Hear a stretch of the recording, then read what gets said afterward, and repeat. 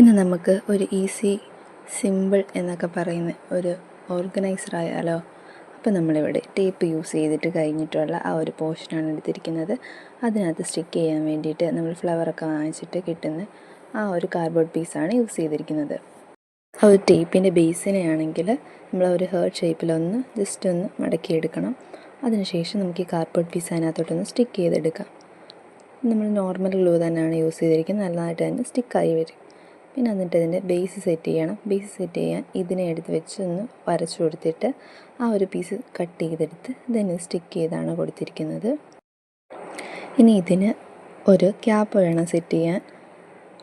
അപ്പോൾ നമുക്ക് cap set ചെയ്യാൻ വേണ്ടിയിട്ട് ഇതിൻ്റെ തന്നെ സെയിം പോർഷൻ നമ്മൾ ഈ ബേസ് സെറ്റ് ചെയ്തതുപോലെ തന്നെ കട്ട് ചെയ്തെടുക്കണം. എടുത്തതിന് ശേഷം ഒരിത്തിരി കട്ടിക്ക് വേണ്ടിയിട്ട് നമ്മളൊരു കാർഡ്ബോർഡ് പീസും കൂടെ കട്ട് ചെയ്തെടുത്തിട്ട് അതിലും കൂടെ സ്റ്റിക്ക് ചെയ്തെടുക്കുന്നുണ്ട്. അതിനുശേഷം ഇതിൽ തമ്മിൽ സ്റ്റിക്ക് ചെയ്തിട്ട് ഒന്ന് വെച്ച് നോക്കണം നമുക്ക് കറക്റ്റ് ഷേപ്പ് അല്ലേ എന്ന്.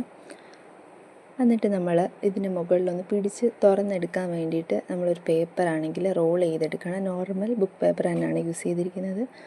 റോൾ ചെയ്തെടുത്തിട്ട് ഒരു സ്കെയിൽ എന്തെങ്കിലും വെച്ചിട്ടൊന്ന് പരത്തിയെടുക്കണം. പിന്നെ അതിനെ വീണ്ടും ഒന്ന് റോൾ ചെയ്തിട്ട് ഗ്ലൂ തേച്ച് ഒന്ന് സ്റ്റിക്ക് ചെയ്യാം. സ്റ്റിക്ക് ചെയ്തതിന് ശേഷം വീണ്ടും നമ്മുടെ ഈ ഹേർട്ട് ഷേപ്പിൽ ബേസിലോട്ട് വെച്ച് ഒന്ന് സ്റ്റിക്ക് ചെയ്ത് കൊടുക്കാം.